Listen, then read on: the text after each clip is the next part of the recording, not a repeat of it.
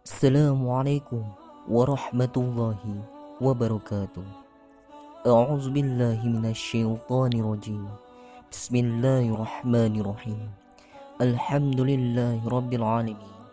Allahumma shalli wa sallim wa barik ala sayyidina Muhammad wa ala alihi wa sahbihi ajma'in.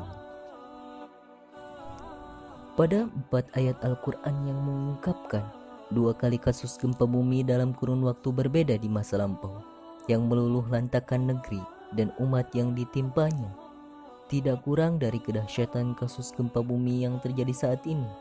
2 dari 4 ayat yang mengungkapkan kasus gempa itu terjadi dalam surat Al-A'raf dengan lafaz yang sama. Masing-masingnya ayat 78 tentang kasus gempa yang menimpa umat Nabi Saleh dan ayat ke-91 yang menunjuk kasus gempa yang dialami umat Nabi Shu'aib. Firman Allah Subhanahu wa taala, lalu mereka dibinasakan oleh gempa bumi sehingga pagi harinya mereka bergelimpangan dalam rumahnya. Tidak jauh beda dari kedua ayat di atas. Surah Hud ayat 67 kembali menunjuk kasus gempa yang menimpa umat Nabi Saleh alaihissalam. Firman Allah Subhanahu wa taala, dan orang-orang yang aniaya itu ditimpa suara gemuruh, lalu mereka bergelimpangan dalam rumahnya. Kemudian surah Al-Ankabut ayat 37 mengungkapkan kasus gempa yang dialami umat Nabi Shu'aib. Firman Allah Subhanahu wa taala, lalu mereka mendustakannya, kemudian mereka disiksa dengan gempa raya, lalu di pagi hari mereka bergelimpangan dalam rumahnya. 4 ayat Al-Quran di atas layaknya mengundang manusia agar melirik kasus gempa sebagai sebuah ibrah. Paling tidak ada 3 hal yang dapat dilihat. Pertama, kasus gempa bumi bukan hanya terjadi sekarang, tapi telah terjadi di masa lampau dan mungkin akan terjadi lagi di masa datang. Pengetahuan seperti itu membuka peluang kepada manusia untuk meningkatkan kehati-hatian dan bahkan mendeteksi saat-saat akan terjadinya gempa sebagai upaya menghindari bahaya yang lebih fatal. Kedua, gempa bumi mutlak terjadi atas kehendak yang maha kuasa. Kendati menurut teori para ahli dan ilmuwan disebabkan gunung meletus atau pergeseran lempeng bumi dan sebagainya.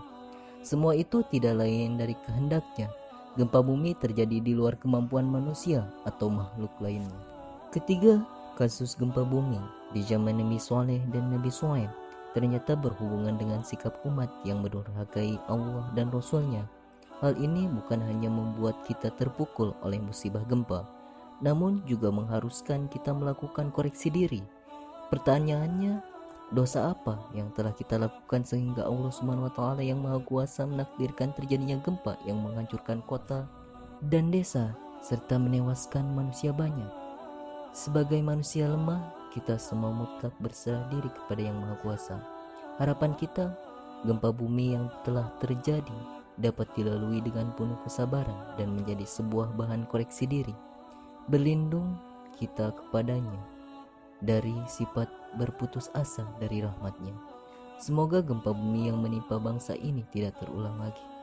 Lebih dari itu, mudah-mudahan kasus gempa itu bukan karena kesalahan manusia, tetapi murni sebagai cobaan.